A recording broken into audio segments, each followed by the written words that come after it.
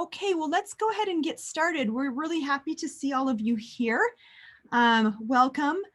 And I want to give as much time as I can to our keynote speakers, and so I don't want to delay much longer.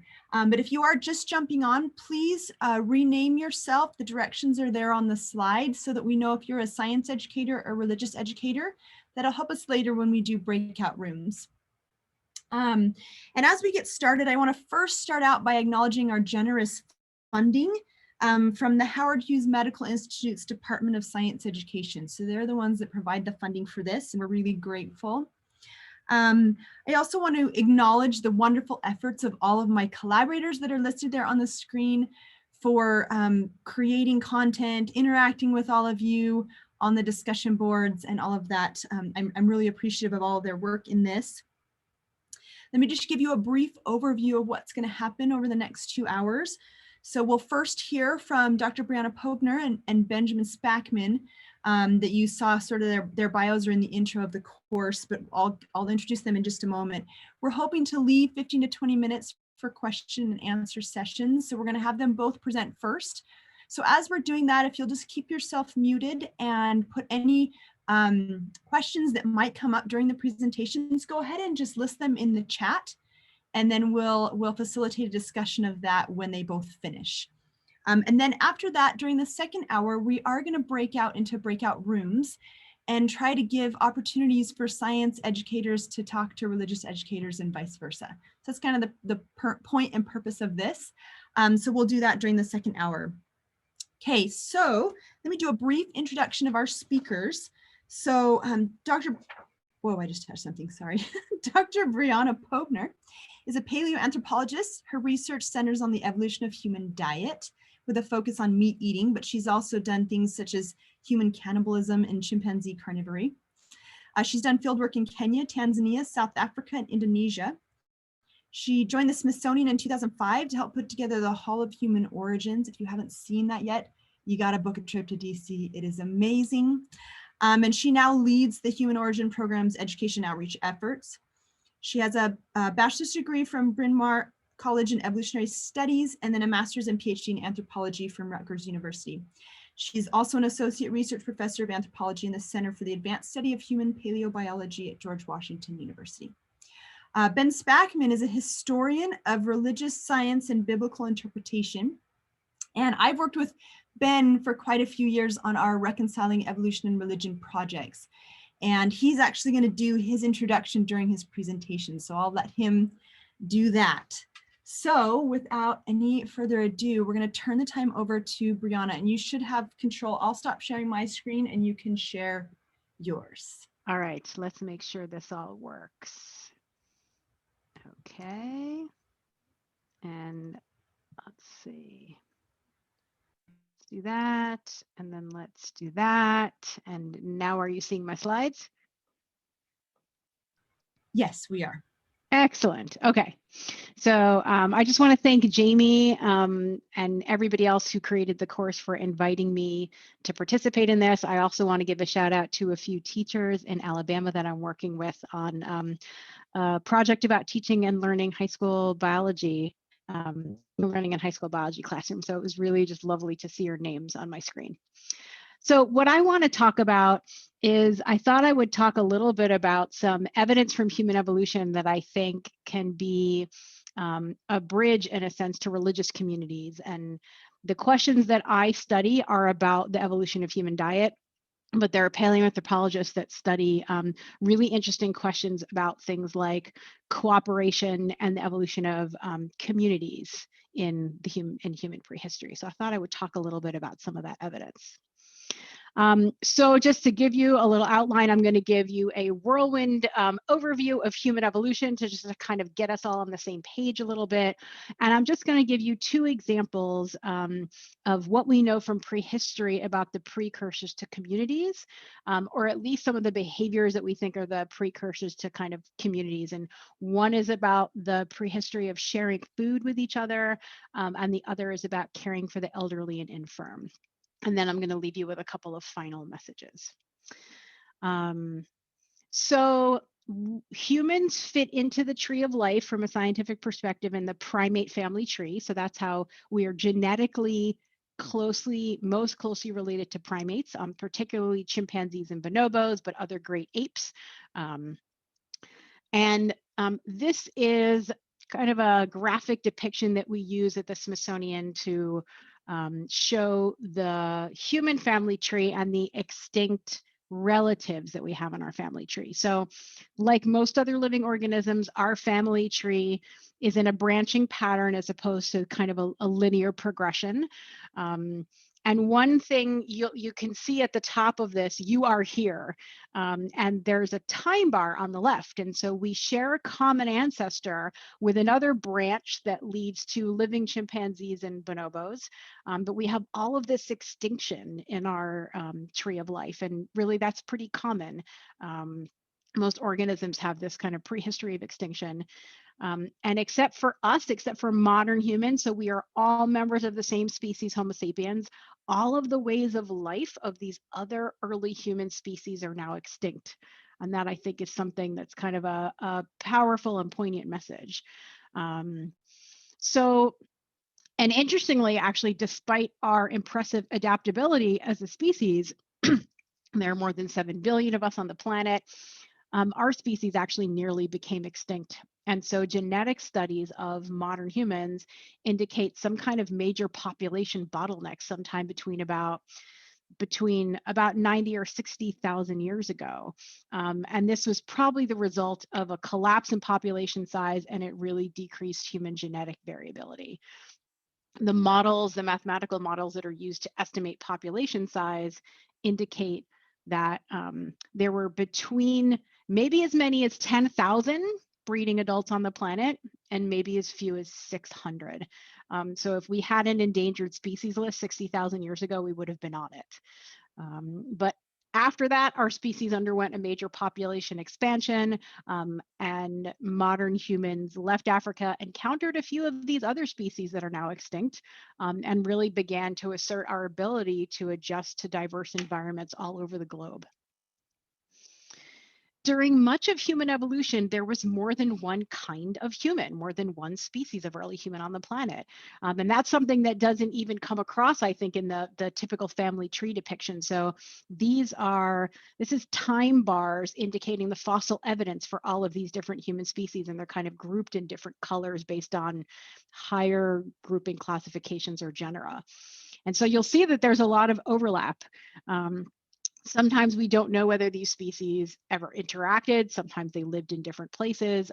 We do know from genetic evidence, though, that modern humans and another species called Neanderthals, and then another group called Denisovans, definitely interacted and interbred.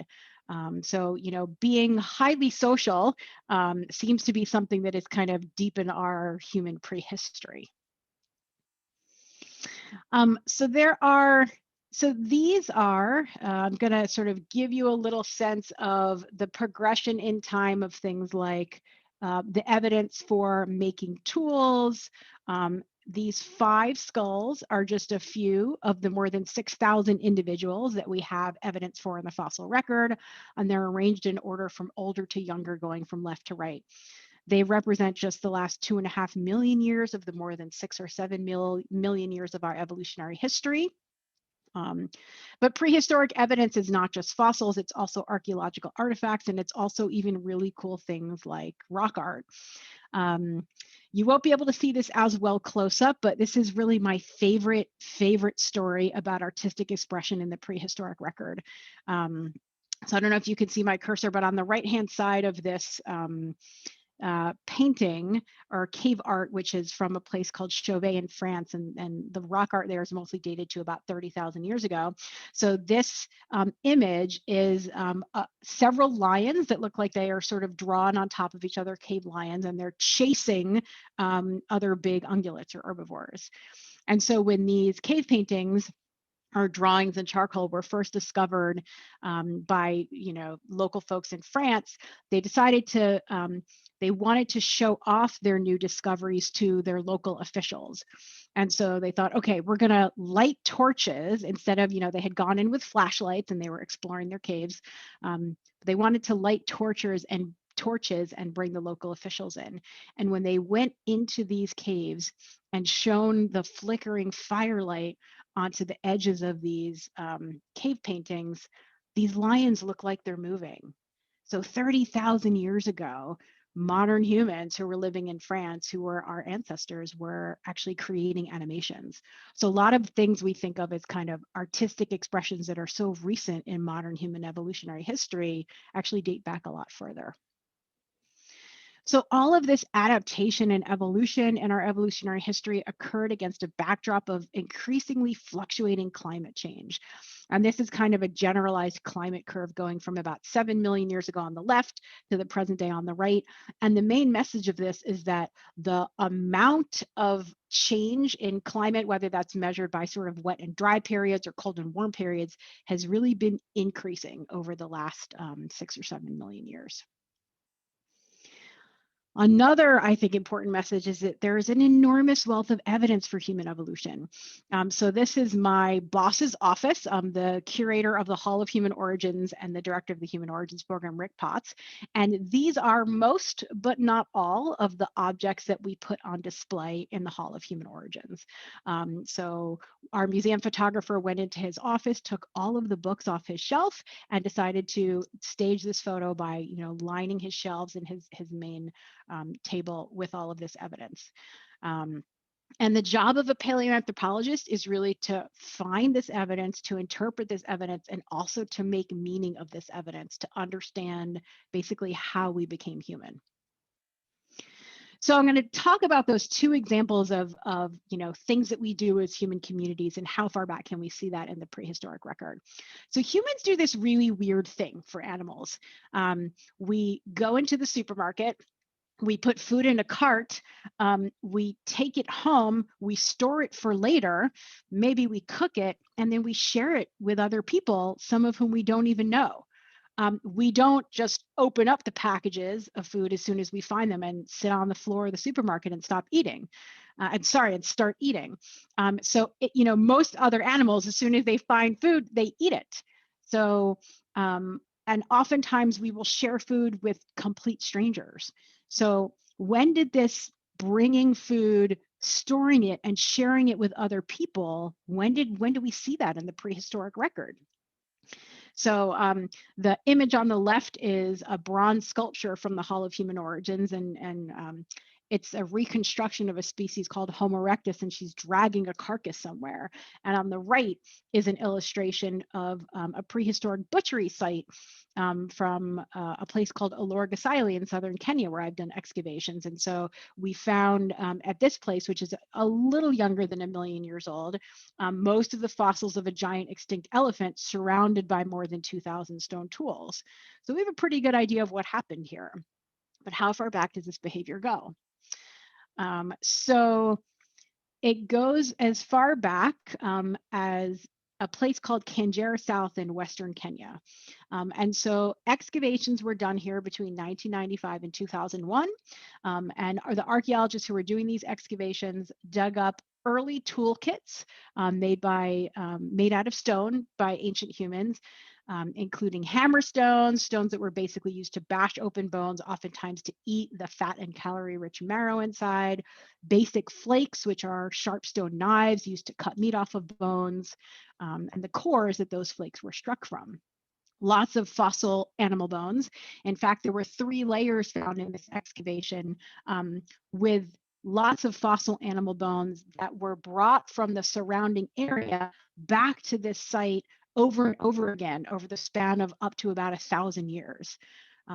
So based on where the rock sources were that early humans were making tools from, people were carrying stones and food up to about 8 miles back to this place to process this food and to eat it. And so these sediments and the artifacts and the fossils in them are dated to 2 million years ago.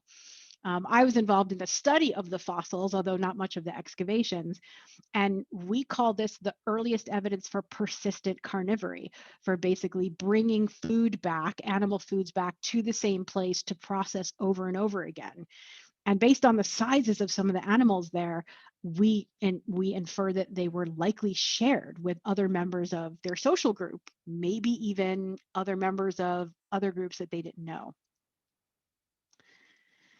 Okay, so now for the second anecdote, or the second story, we're going to venture out of Africa. And so this shows the likely route based on fossil evidence that that species I mentioned before, Homo erectus, probably the one that left that evidence at Canberra, took the path out of Africa. And we're going to go to the first site where we see evidence of Homo erectus, of any early human outside of Africa. And that's at a place called Dmanisi, which is in the Republic of Georgia. So there are 5 skulls of Homo erectus that have been found at the site of Dmanisi, and this one is nicknamed the Old Man. And you might imagine why. You can see something that is missing from his skull, and that's his teeth. So based on looking at modern humans today, we can get a sense that his teeth all fell out, probably from old age. A lot of the bones of his jaw were resorbed, a lot of that bone, and so he didn't have any teeth, yet he lived for several years without being able to chew his own food. So the inference from that is that either he was able to somehow process his food outside of his mouth, or that his social group was able to process his food for him and take care of him. He was a valuable enough member of his group that people took care of him for many years. This evidence dates back almost 2 million years old, to about 1.8 million years old. Later on, here's another example. And so there's a cave called Shanidar in Iraq that's dated to the fossils that were found. They were dated to between about 45 and 65,000 years old. 10 Neanderthals were buried and then excavated from this cave, including this Neanderthal. And so you see his skull here, and then you see the 2 bones that you see on the left are his humerus bones, so his upper arm bones, and they look pretty different. And that's because one of them is basically malformed. It's harder to see on this image, but there's evidence that basically he suffered some kind of major damage to his head, probably when he was a child. Yet he grew up to be an older adult. One side of his body would have been withered, and we could see that in his skeleton. Yet again, his social group took care of him. He was an important enough member of the society that he was able to live to a ripe old Neanderthal age, which may have been about 40 or 50. So there's a couple other things I want to mention. One is that, again, evolution is not progressive. There is no kind of ultimate goal that evolution as some kind of force is striving towards, and that adaptations that we see on our evolutionary history have benefits, but oftentimes they come with costs. So there are 2 that I want to mention here. One is walking upright on 2 legs. This is one of the basal adaptations in our evolutionary tree. Every early human, every member of our family walked upright on 2 legs. Walking upright is a very efficient way of moving around. We can walk really far. We have marathon runners, and people can, it's a very energetically efficient way to get around. But it causes back pain. It causes fallen arches. It causes us to have arthritis in our lower joints. So some definite disadvantages of walking bipedally. Meat eating, which is what I study, or kind of eating foods from animals. Meat is a rich source of protein and fat, as is marrow, which is inside of the leg bones of animals, and it's quickly digested. There's an idea that, first eating meat and maybe potentially cooking really led to the major increase in brain size that we see over human evolutionary history. But Meat brings you much closer to encountering dangerous predators who might want to eat you as well. Meat can spoil quickly. Meat can contain parasites. Eating meat could be dangerous. So again, behavioral shifts or biological shifts, benefits and costs. So one of the things I want to get across is that paleoanthropologists are really interested in the lives of our ancestors. I always like to ask some of my colleagues, like, okay, if you had a time capsule, what would you want to go back and see? And most of it is really kind of the mundane things, like what do they do during the day? This is an illustration or a reconstruction of one of the earliest campfires, basically found at a site called Gesher Benat Yaakov in Israel, dated to almost 800,000 years ago. And we now have fire dating back about 1 million years ago. I want to know what they talked about. I want to know, did they talk 800,000 years ago? I want to know what their lives were like. I want to know, that's the kind of thing. Some of these questions can't be answered from the prehistoric record, but these are the things that scientists are interested in. So I also invite you to contemplate the lives of these early humans, to look into their eyes. And these are forensically accurate reconstructions of 8 different early human species based on individual fossil skulls that we have in the Hall of Human Origins. These are species dated from about 6 million years ago in the case of Sahelanthropus chadensis, which you see on the bottom right, all the way until about 60,000 years ago. You see the Neanderthal over his shoulder. Yeah, I invite you to contemplate how they were similar to us and how they were different. And I think particularly at the Smithsonian, we're really interested in supporting the idea of embracing and connecting with our shared past. We do that through our exhibit. We do that through our public programs, our traveling exhibit.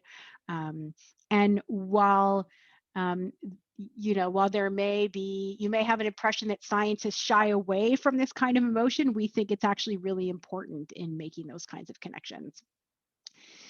And the last thing I want to mention is that I think there are some really powerful messages from human evolution about the beauty of both the deep unity of all humans on the planet today, but also the potential for, and we should be celebrating modern diversity. So I think both of these messages coming from science are messages that I hope would also resonate with religious and other cultural communities. All right, so I will stop there. Thank you so much, Brianna. That was wonderful. And we're going to turn the time right over to Ben. You should be able to share your screen. Yes? Yeah, let me get my thing running here. Can you all hear me all right? Let's see.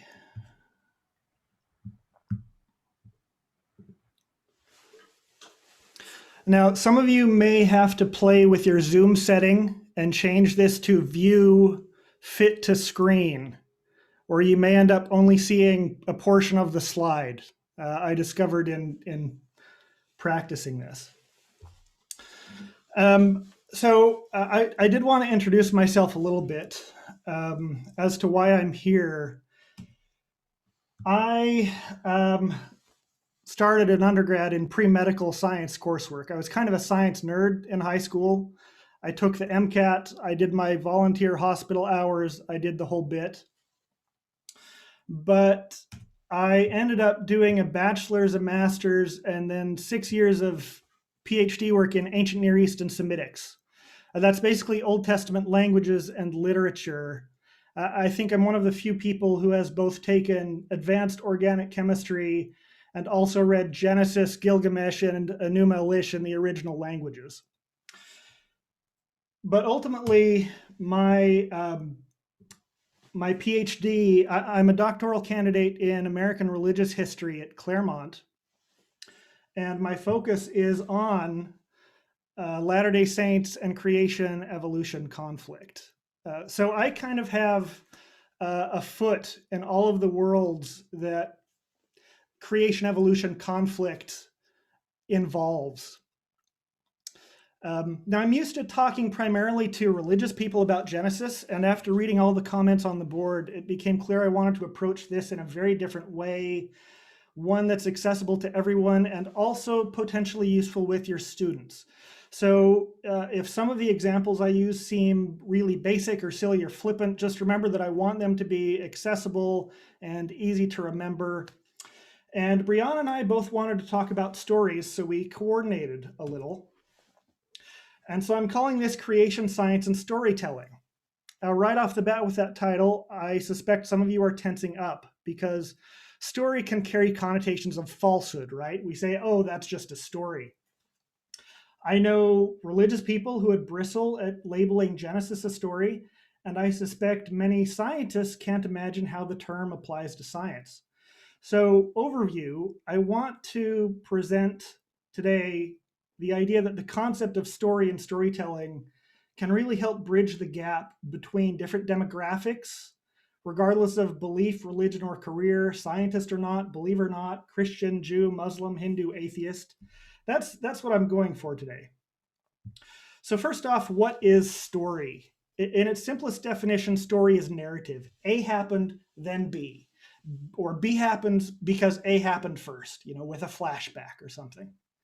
So a story is narrative. It can be complex or simple. And as you know, if you go to the library, there are many different genres. There are mixed genres. So if you want to have a binary, you can be factual or fictional. You can be historical, semi-historical, non-historical. You can fantasy, sci-fi, horror, young adult novel, Bildungsroman. About 10 years ago, they came up with a new one called Rom-Zom-Com, which is the romantic zombie comedy. All kinds of different genres in stories, but what they all have in common is that they're a narrative. Now, what's important about stories? As it turns out, humans are neurologically oriented towards stories. We are primed towards narrative. We remember stories. We pay attention to stories more easily than lists of facts. We look for narratives. When presented with facts, we try to connect them in some way. We look for the meaning or the narrative that connects them. It's been suggested in research that this human need for narrative and meaning is actually what generates conspiracy theories. It's generating meaning that isn't there and trying to connect certain dots. But we are naturally oriented towards telling stories and listening to stories. If you think about when your kids go to bed, what they want is a story about pretty much anything. And we may oblige and tell them stories of the monster under the bed who might eat them if they don't go to sleep. Which brings me to my second point. Stories provide meaning. It may be the meaning that I should go to bed and stay there. Stories can have all different kinds of meaning. The stories we're told about our families, our histories, ourselves, they give us meaning. They shape our identity. They tell us who we are in a sense. They can motivate us, sometimes even to self-sacrifice or death. Think about the different narratives and stories around political figures, how they are told, emphasized, or distorted to gain or undermine support. Stories are powerful because they provide meaning. And third, stories shape our understanding of the world. Now, probably like many of you, I grew up reading and being taught the story of Columbus and his sailors being taught that the earth was flat because they were Catholic and they were afraid to go sail because they'd sail off the edge of the world. I only learned that this was not a true story, in the last 10 years as part of my graduate education in history of science. That story arose in a polemical context and took root, shaped our understanding of the past, of the relationship between science and religion. It's part of the warfare model or warfare hypothesis that you encountered in the curriculum we had you all work through. This is a very recent one by an acquaintance of mine, just came out a few weeks ago, Flat Earths and Fake Footnotes, the strange tale of how the conflict of science and Christianity was written into history. Now, what specifically about science and story? there are two very good reasons to connect science with storytelling. First, science is needed to better communicate with non-scientists. Scientists have a communication problem. This is Randy Olson. Some of you may be familiar with him. He did a PhD in marine biology at Harvard and then got tenure at University of New Hampshire. So he kind of won the academic lotto. But he was convinced that science had a major communication problem. And so he did what anyone would do after getting a PhD from Harvard and getting tenure. He quit and went to film school. He directed a movie called Flock of Dodos, a documentary in 2006 about intelligent design. But he also wrote this book, Why Science Needs Story. Houston, we have a narrative. And this is aimed at non-specialists. Anyone can read this. It's very accessible. Olson's not the only one to think that science needs story, which brings me to my second point. Science needs story for understanding and teaching the philosophy or nature of science. And I know that the curriculum went through this a little bit too. My own undergraduate, there were 4 scholars in geology, philosophy, instructional design, and technology, and 1 female undergrad in geology, I couldn't find a picture of her, who wrote some technical papers on science as storytelling in a teaching, pedagogical, technical way. And then they also did it in a very popular one in BYU Studies, just science as storytelling, which is how I got into this topic. And one of the things that they argue, and that is often understood by people who do philosophy of science, is that the nature of science entails generating meaning to explain observations and points of data, that is, facts. Put a different way, science involves telling and retelling stories about the world to make sense of the world. And different stories about the same data compete for epistemological story. That is, the facts may be there, and different people explain those facts in different ways, and those stories, those explanations compete in the public mind for authority about what is knowledge, what is truth. Now, what about story on the other side of things? What about Genesis, creation, and story? Now, I want to be careful in this little section to avoid implying that all believers read Genesis in the same way, which is obviously not true. But more importantly, I want to emphasize, especially for the scientists, that it's not necessary to read Genesis as a believer for it to have value. This is Leon Kass in his book, The Beginning of Wisdom, Reading Genesis. He grew up in what he calls a secular, socialist, Jewish home. He got a medical degree at the University of Chicago, then went for biochemistry at Harvard, went back to the University of Chicago as a bioethicist with a deep interest in literature. He calls himself a humanist, a thoughtful skeptic, and a seeker of wisdom, by which he means what does it mean to live a good, moral, ethical life? And he looks for this wisdom in literature, in story. What does story tell us about human nature, about meaning?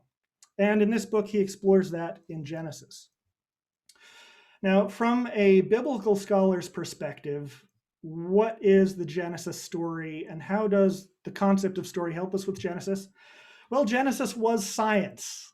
If I've just explained that science is storytelling in a sense, I'm now going to flip and say Genesis was science, at least in the limited sense of trying to explain the observed world around them. Israelites 2,000 to 3,000 years ago, of course, they could not observe very much. They had no microscopes or telescopes. There was no scientific revolution. There was no systematic observation or notation. And moreover, the Israelites were not interested primarily in material or natural aspects. And I put that in quotes because that kind of distinction would not have really occurred to them. Rather, Israelites were looking at the same data as their neighbors, by which I mean the Hittites, the Canaanites, the Egyptians, the Babylonians, the Assyrians, and so on. They were looking at the same data as their neighbors, but they were telling different and competing stories to explain that data. And this is what Genesis is doing. This is called the simultaneous contrast illusion. I had to do this when it was explained to me, but that center bar looks like it changes color.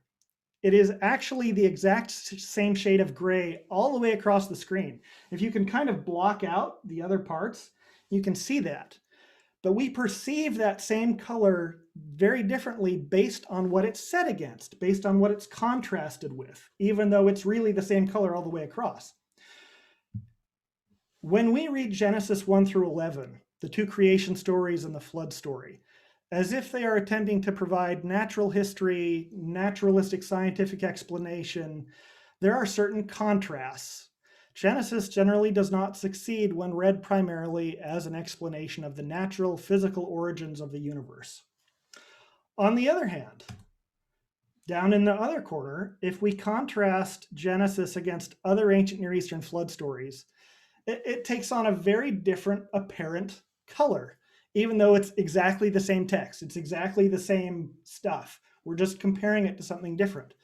When we read Genesis in that historical, cultural, and cognitive context, and some of that was given to you in the curriculum, then we see very different characteristics emerge, and Genesis merits a lot more respect and even praise.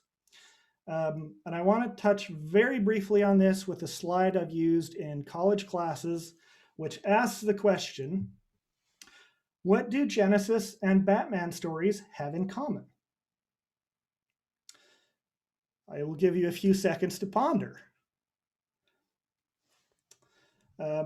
Students come up with very creative things in response to this, and sometimes they get it. But it's actually, if you think about what's common to Batman stories are obsessed with retelling Batman's origins. And both Batman and Genesis are origin stories. Now, we all know the Batman story. We've seen all the movies. We've seen all the TV shows. And in spite of that, it seems like every new movie that comes out feels like it has to retell that story. We've even got an Israeli one here, Batman. This says Sipur Hahat Hala, story of his origin. Genesis and Batman are both origin stories. And when we read Batman's origin story, we're interested in how those origins shape his psyche, his motivations, his understanding of his place in the world, how he feels compelled to act. Similarly, Israelites read Genesis as having distinct implications for their own motivations, their place in the world, and how they felt compelled to act. When we read Genesis against the competing creation and flood stories of the Babylonians and Egyptians, and the Israelites knew these stories, the Israelite version we find in Genesis entails some things the others do not, namely the dignity of every human being, moral and ethical behavior, and even anti-monarchical, quasi-democratic themes. This is what comes out when we place Genesis against these other stories. In conclusion, what I've tried to argue today is this.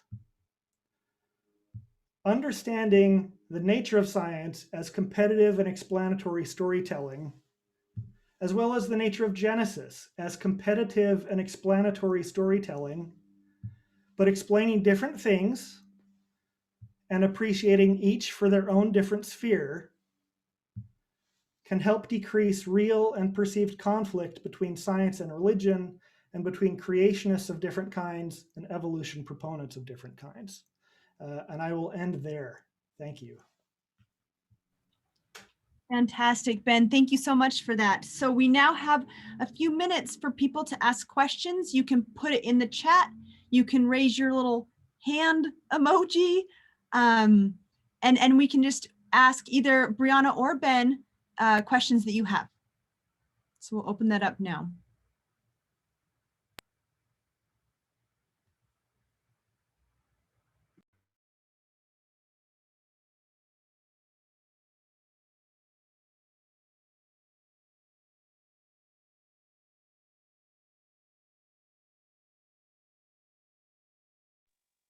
I feel like I should hum the Jeopardy music right now. Maybe not. Yeah, for sure. Does anybody have questions? This is your chance to ask these people the questions that you have. I have a question for Brianna. So you were talking about the particular skull you found of the elderly man who didn't have teeth. Mhm. And I know that teeth are often preserved, although we also find quite a few skulls with 1 or 2 teeth and not much more than that. So what gives you confidence that this was actually a man with no teeth, that they weren't ripped out upon death and used for a necklace or something from a wife, you know, some sort of Yep. cultural? No, that's a great question. So it's basically, you can tell from, even if a modern or a fossil skull has lost their teeth or they've been pulled out, you can see the tooth roots in the jaw, both the upper and the lower jaw.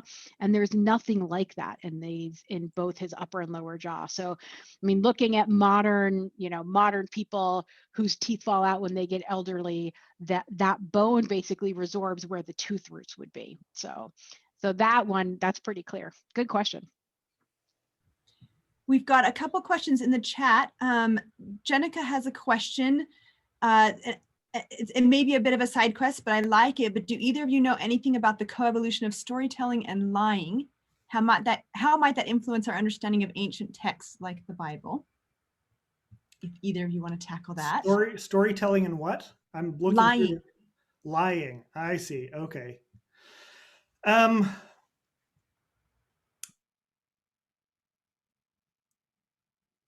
Well, storytelling, and I will say this, history writing inevitably involve choosing certain points, emphasizing those points, and leaving other things out. We know that ancient people, Israelites as well as Sumerians, Babylonians, and others, they had big oral traditions, and in some cases, like with the Gilgamesh story, we actually have written versions of Gilgamesh over, I think, about 1,500 years. And so we can see how the story evolves and imports new chapters and discards old bits. In terms of lying, I don't know how storytelling and lying quite come into the same thing. At least in the Hebrew Bible, the big emphasis on storytelling is a juridical setting about lying in court. I don't know how they would have understand repeating stories and emphasizing parts to pertain to or relate to lying and honesty. That's kind of rambly, but it was a big, Fair enough. big question. I'm going to jump to another question that quite a few people have had, and that is, how do we talk to students who are young earthers and interpret Genesis literally, especially if they're doubling down on that? Thoughts on that? I would say it really depends on how old they are. If you're talking about someone who's 12, their brain is simply not formed enough that they can handle a lot of 12-year-olds are still very black and white thinkers. I know young earth creationism kind of encourages that in some ways. If, on the other hand, you're talking about a senior in high school, there is a lot more leverage to ask Socratic questions about their understanding. What presuppositions do they bring that leads them to understand Genesis that way? One of the things I end up talking to religious people about a lot is this debate is not really about data. It's really more about presuppositions. What are the assumptions that you have to make in order for Genesis to teach young earth creationism? And that tends to be kind of a fruitful thing because it's not directly threatening, and it gets them thinking about things that they probably haven't thought about explicitly. Most of our presuppositions are latent. They're not conscious. If you can get people to think about those subconscious assumptions, whether about the nature of science or the nature of scripture, that's often a good entry point. But it requires you as a teacher to know something about that and be able to exploit, that's the wrong word, to be aware of those and know how to use them to generate that kind of conversation. Brianna, there's actually quite a few questions for you following up on the old man, but there is one kind of overarching one, and that is evolution still continuing on? but I don't know if you're following the chat. Feel free to answer any of the many on the. I am, and I've been answering some of them in the chat as well, but I love this question because the answer is absolutely yes, with humans and with everything else. And so there's really good examples, mostly having to do with health, disease, physiology, adaptation to extreme environments like high altitude or coevolution with disease parasites like malaria. So yeah, there's absolutely, humans are definitely still evolving.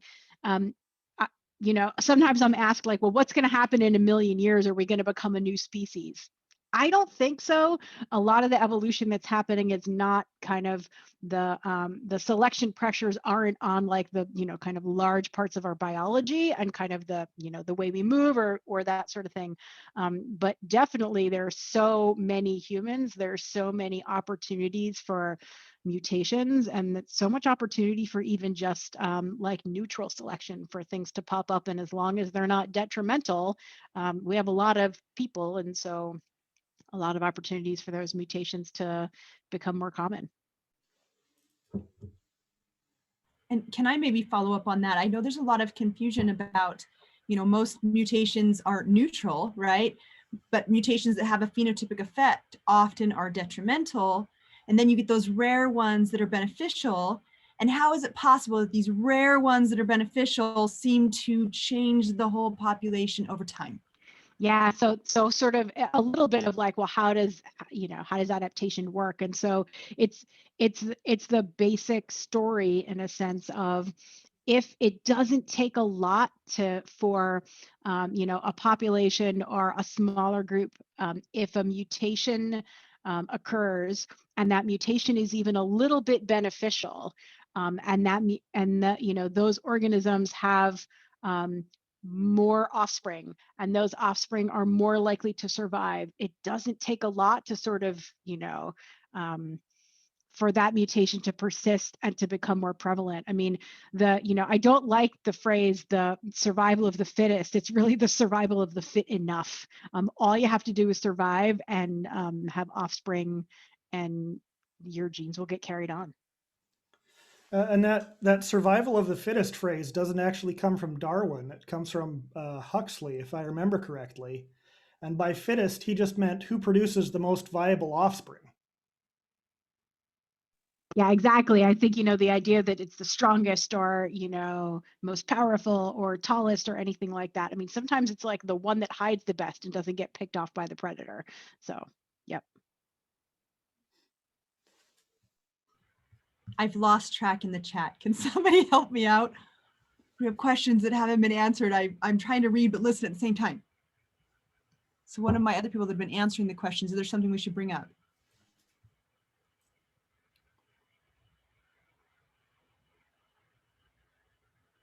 Oh, here's one that just came up, Brianna, for the meat eating and disease. Do you see evidence of disease linked to meat consumption in your research of primitive humans? Yeah, that's a good question. So I don't, because I tend not to study the human fossils themselves, although I have done a little bit of that. Mostly I study the animal fossils that have traces of butchery by early humans, but also because a lot of heart disease and sort of modern maladies that are often linked to diet, oftentimes that shows up in much older age. And until maybe 60 or 70,000 years ago, modern human lifespans didn't get much past 50, 55, 60. So a lot of these diseases that people think potentially are linked to diet actually may be diseases of old aging. And there's a really cool example of that. So colleagues that I know have done a study doing CT scans of mummies looking for coronary artery disease. Found that actually initially there was the idea that, well, you know, there was a pretty high prevalence in people who were mummified in Egypt, and the interpretation of that was, well, maybe they were, you know, part of the elite groups, or maybe they were able to eat particularly rich food. But then when they expanded their sample to people who were mummified in different cultures and different places around the world, about 50% of anybody who was over the age of 40 in the sample of mummies from also a pretty long time period, from like a couple hundred years ago to thousands of years ago, about half the people had coronary artery disease if they were older. So I still think we need to do more research on, like, are some of these diseases simply diseases of aging, or are they linked to our diets? Okay, we've got two questions. Thank you, Mark, for bringing them back to the forefront. So we had one, wouldn't evolution be more difficult to see as we were able to adapt our environment to us? I get that question a lot in my classes, that aren't humans are kind of immune to evolution because we adapt so well. So I like this question because a lot of it comes from the particular perspective of like the where we live and where we grew up, and what types of things like diseases are likely to be in our environments. And so there's pretty strong selection pressure for resistance to diseases in places where infectious diseases still, are a leading cause of death. So as far as like the kinds of changes that we might be able to see outwardly, I don't think there's as much evolution in our kind of basic forms. But as far as our genetics, our immune systems, I think that's where a lot of human evolution is happening. We might not be able to see it on the outside, but certainly we can study it on the inside. So can I highlight a couple questions here? Absolutely. I was just going to pass it over to you for Kathleen Roberts' question. But Well, okay. Kathleen Roberts says, if I had ever had a religious educator be so open, I would have been so intrigued. It seems as though this thoughtfulness is not taught to a congregation. How does this viewpoint sit with clergy in your experience? In my experience, it varies widely across denomination and even from person to person. It really depends on a particular leader's own education and background and familiarity with the topic. I have personally had very good experiences leading people around to my own way of thinking, but it's not something that can be done in 5 minutes. Requires time and trust. I don't know if Brianna wants to comment on that question at all. Can you repeat the question again for me? Because I was looking at the chat. I'm sorry. She's asking about the openness of religious educators and teaching this kind of thoughtfulness to a congregation. How does this viewpoint sit with clergy in your experience? Yeah, that's a good question. So the only experience I have right now is with my 9-year-old and his Sunday school teacher, and that seems to be going pretty well so far. But we at the Smithsonian have an advisory group called the Broader Social Impacts Committee, which Lee Meadows is a member of and Jamie Jensen is a member of. And that's a group that helps advise us about essentially supporting productive and positive conversations on the science society interface, particularly with science and religion. And one of the co-chairs of that committee has written a book for religious educators about how to teach about human evolution, these kinds of science topics in religious classrooms. So I will find that link, at least from Amazon, because he self-published it, and I'll drop it in the chat. which book are you talking about, Brianna? It's a book that Jim Miller's or Lee's? Jim Miller's, yeah. Jim Miller's. Okay, yeah, that one's not on our list of resources. So yeah, that'd be great if you get that one. Yeah, I'll do that. We do have one question from a participant that, after all the scientific knowledge that you've gained, do you believe in any creationism? From both of you. Absolutely, but it requires definition. Here's why. Adam Latz, in his book, is not a religious person, but he writes all about evolution and creationism and education in the US. He says, strictly speaking, if someone believes in God and that God was somehow responsible for the creation of the earth, whether they're evolutionists or young earth creationists, technically they're creationists. I accept the scientific value of evolution, that the earth is billions of years old. I am also a theist. Technically, that makes me a creationist. So definition of terms is really crucial here. But typically when we talk about creationists, we're thinking about the rare species of young earth creationists, Ken Ham style Ark Encounter Creation Museum kind of thing. I would wager that a number of people here, by the broad definition, are creationists. Another question for you, Ben. How do different versions of the Bible in English compare on their Genesis text? Stick around for 3 hours. Very briefly, Bible translations have a couple of different factors that go into what makes them different. And I've actually written an article on this for a particular religious group. But one of those has to do with translation philosophy. That is, what age group are you translating for? And are you trying to convey meaning, or are you trying to convey words and syntax? Because you can translate literally and leave people with no clue about what it actually means. And you can translate the meaning and leave people with no idea about what it actually says. And so if you're not familiar with translation philosophy, you can pick up two different Bibles and go, these are completely different. And they're not really. But the main thing to keep in mind is that translation is interpretation. And so every translation represents a particular set of presuppositions, of beliefs, of understandings of technical things like syntax and semantics, as well as the translation philosophy of what age group are we going for, what's our target language, are we doing a dynamic translation, that is, are we translating meaning, or are we doing a, literal is not the right term, are we kind of trying to be word for word, which is impossible, but that's what they call it. And that relates to a question that Joanne asked, is like, does reading Genesis in the original Hebrew give you better understanding?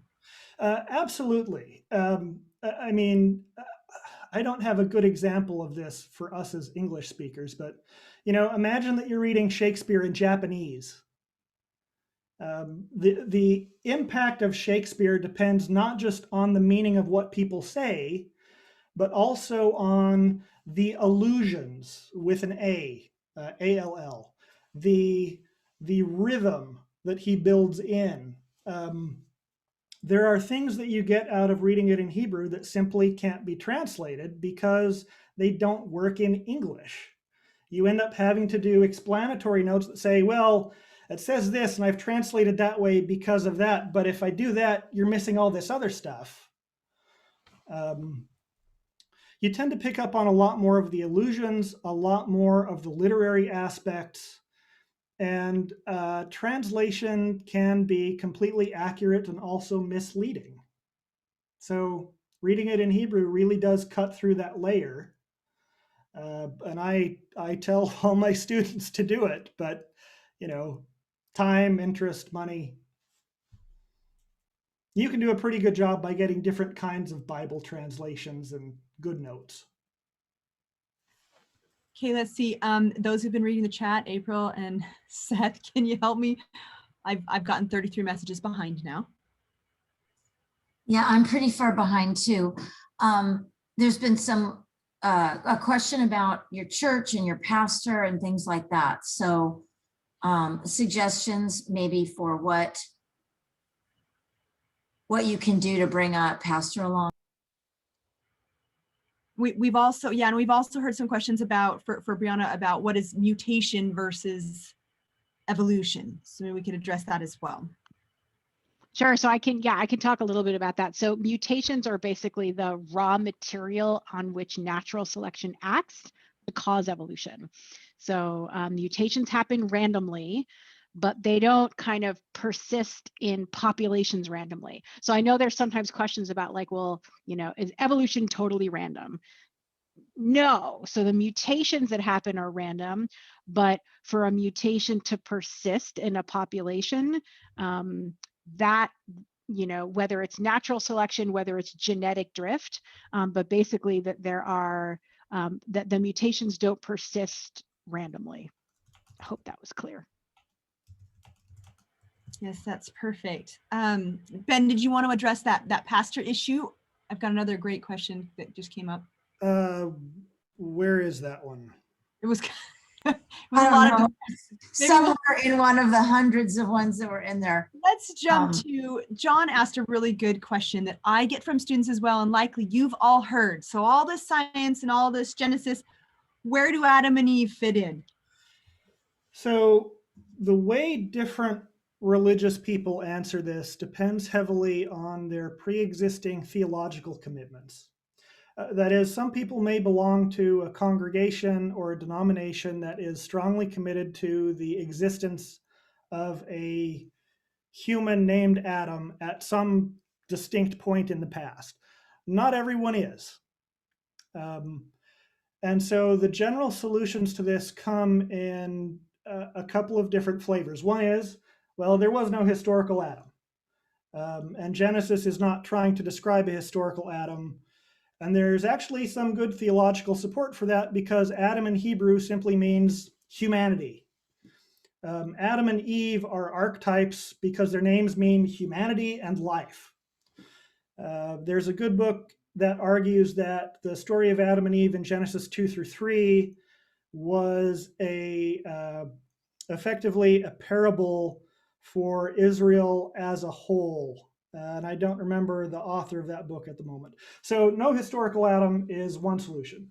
Second one is on the far other end, young earth creationism. Historical Adam shows up, 6,000 years ago. That doesn't take good account of the science. So in between, there are a couple positions. One is the one informally espoused by the Roman Catholic Church, which says God evolves the human body, and at some point in history designates one couple as Adam and Eve. And they are the prototypical couple who become so through a special agreement or covenant with God. There are several variations on that.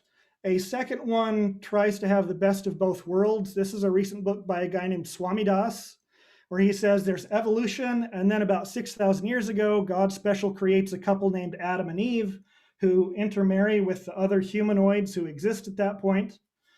And then, what are the other variations? The Catholic one is really the most common.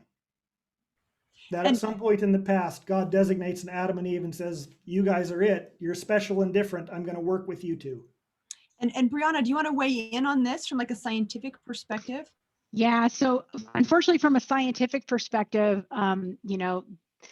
we don't, I know there was a nickname of a mitochondrial Eve or a Y chromosome Adam, the idea that there was kind of an individual that was the ultimate progenitor of all modern humans. But really the evidence is that those people lived in populations.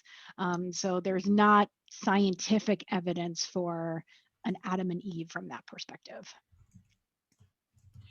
Yeah, and I pointed out, I think in one of the discussion boards, that the mitochondrial Eve and the Y chromosome Adam actually lived like 150,000 years apart. Yeah, exactly. So they probably didn't get together. That's right. No, probably not. Probably not. Yeah, and I heard it once said by John Hawkes, who just said, well, it depends on what, culturally, like Brianna talked about, some of the caring for your elderly or cave art, or it just depends on what you need there for Adam and Eve to be the Adam and Eve that we hear about. So that's another way to look at it, is when do these things evolve in the human population such that we're in the image of God. We have a hand raised. I see Walsh iPhone. Yes, I was going to say, let's make this our last question because we're running up against when we want to actually break into smaller groups. So I have Walsh iPhone. I actually don't know who you are. Oh, well, thanks for making me the last question. Put that pressure on me. No pressure. So my name is Joel Walsh. I am a science teacher at a Christian school. I'm on my phone. I don't have the ability to change my name like you asked at the beginning. So I figure, like all teachers, I won't follow the instructions. My question is this. I have heard, and I've not spoken about it much with my students, but I have heard that there are stories from the Bible, possibly Genesis, where at a particular point, God specifically says, stop breeding amongst your own family and your own tribes and start branching out because now your genetics are good. thus implying that everything up to that point, there would not have been any sexual reproduction mutations occurring. And then after that point, if you continue to breed within the family is when your genetics begin to get messed up, I guess. So I guess my question is there any truth or validity to this story? One, and then two, on the scientific side of things, I am assuming that this would mean that after this particular point is when our independent assortment, our crossing over, and then just a random assortment of who we're going to mate is really going to take place as far as mixing up our genetics. And I will hang up and listen. So that to me sounds like a particular interpretation of the section called in the Jewish tradition Lech Lecha, Genesis 12, instructions to Abraham. Go from your country, your people, and your father's household to the land I will show you. Now, if you insist on shoehorning Genesis into the natural history of the earth, that's a pretty big shoehorn. And I would consider that to be a fairly non-viable interpretation. But I would guess that the beginning of Genesis 12 is where that's coming from. I got nothing from a scientific perspective because that's a genetics question that's beyond my pay grade. I would follow that up by saying that kind of interpretation assumes that Genesis must be speaking in scientific terms, just veiled. And that's one of those presuppositions that I talk about with people and say, okay, why do you think that to be true, Genesis has to be providing scientific data? Okay. And that often gets them thinking. That's a very good point. Yeah. I'll put this in the notes. Okay, so what we're going to do now, and I'm trying to figure this out. Let's see. April, did you see my comment? We're going to put you into breakout rooms, and we're going to have facilitators in there with you. But this is what I want to do. I am going to randomly assign them, but I don't want you to accept the invitation until I juggle you around so we have an equal kind of spread of religious and science educators in the rooms. So Lee is going to take it from here for a moment and just talk about dialogue practices while I figure this out. So again, do not accept this invitation yet. Hey everyone, I'm Lee Meadows. I'm one of the faculty on the course. Excuse me. I've done a lot of discussion board reading, and there are a couple of things that I want to remind you of as we go into the discussions. One is there's always been a ground rule in the course about gracious discussions, and just remind you of that. But then a second thing is, in this 1 hour, let me go ahead and challenge you or encourage you to not try to change anyone's minds. There's been a little bit of that thread in the discussions where it was like people were trying to almost argue with one another. Now, as you can imagine, we're in this course, we don't know each other well, we don't have the kind of trust with each other to try and change each other's minds. And I would just say that's not the purpose of this evening, of the next 20, 30 minutes together when we're talking. Instead, I would encourage you to focus on listening and learning from each other. And, you know, that's one of the things, even like in the chat tonight, it's just been fantastic. All the people who are talking about all the things that they were learning tonight. I think what the main thing that I've learned, so if you haven't seen some of my posts, I live in Alabama, the deep south of the US. I have been working on this whole thing about teaching evolution for a long time in some hard context. And the thing that I've got my own my own ideas of how it all works, but there is no one size fits all solution to all of the challenges and complex issues we're facing. Probably every single one of us is absolutely unique with the combination of our religious beliefs and our scientific understandings. And there's just no sense in trying to win somebody over in the next 20 or 30 minutes to the way you believe. Instead, just try and focus on listening and learning. Thank you. I have not gotten everybody where they're supposed to be. However, my facilitators, you're going to jump into a room which might be the wrong room. So if you'll jump back out for a second, I will. If there's two of you in the same room, jump back out for a second. So just ignore the number I gave you ahead of time. Okay, so everyone should now have an invitation to join a breakout room. If you don't get assigned to one, please jump back. I'll put you in one. But a lot of you didn't label yourselves, so it was a little hard to know. But go ahead and go, and we'll figure this out.